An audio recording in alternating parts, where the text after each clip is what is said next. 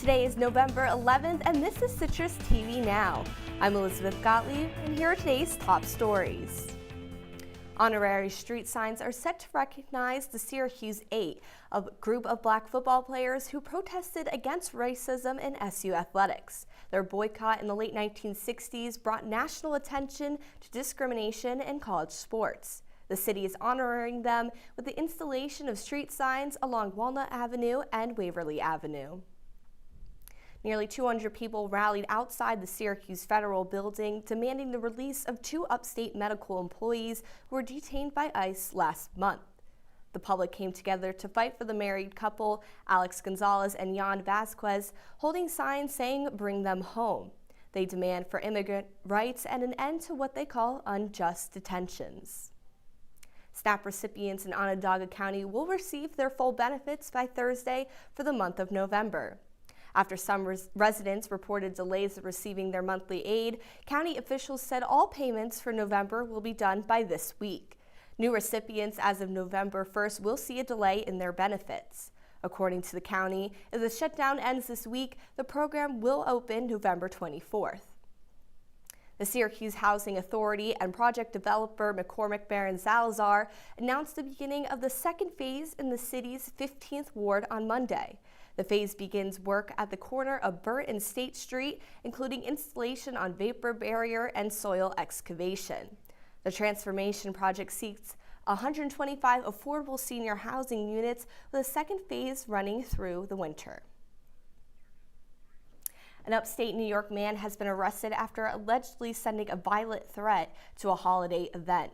Michael J. Keats was taken into custody at Ontario County Jail after an email was sent to the Granger Homestead and Carriage Museum, threatening violence and forcing the museum to cancel a dinner dance. Police said investigators identified Keats after tracking an IP address linked to the email, including one from a local library. Coming up on Citrus TV Now, the government shutdown continues. What that means for airports when we return. Last week, Brandon met a girl on a dating app. One day after work, he finally found the courage to ask her out. No answer. He started to panic. Was he being too pushy? Maybe it was too... Hey, sorry I didn't respond. I was driving. I would love to go on a date. How does tonight sound? Brandon tried to play it cool, but inside he knew. A girl so smart, so responsible. She must be a keeper. Welcome back to Citrus TV Now. Syracuse Hancock International Airport has only had a handful of flights canceled early Tuesday morning as the government shutdown continues. As more than 8,000 flights across the U.S. faced delays on Monday, Syracuse remained largely unaffected. Cuts are scheduled to increase to 10% by Friday, but it is unclear whether a resolution to end the shutdown is expected this week. The Senate passed a bill to keep the government funded, and now the House is set to return to Washington.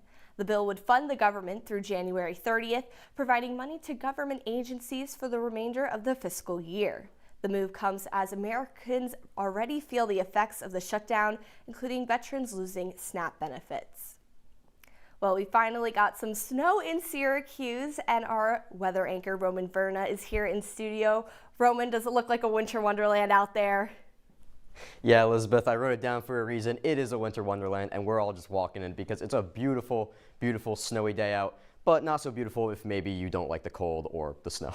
But for me personally, great, beautiful day. Those temperatures, though, no matter how you see it, cold, 32 degrees with that winter weather advisory in effect, all that combined, gonna make for some cold temperatures now and going into tonight. And speaking of tonight, 9 p.m., 34 degrees. That's not actually too different from what we're seeing now, but it's gonna slowly decrease as we get into 3 a.m. But those temperatures are actually gonna rise for tomorrow as some clouds come in, and instead of snow, we're probably gonna see some rain. But also your full 5-day forecast coming up at 6. Elizabeth?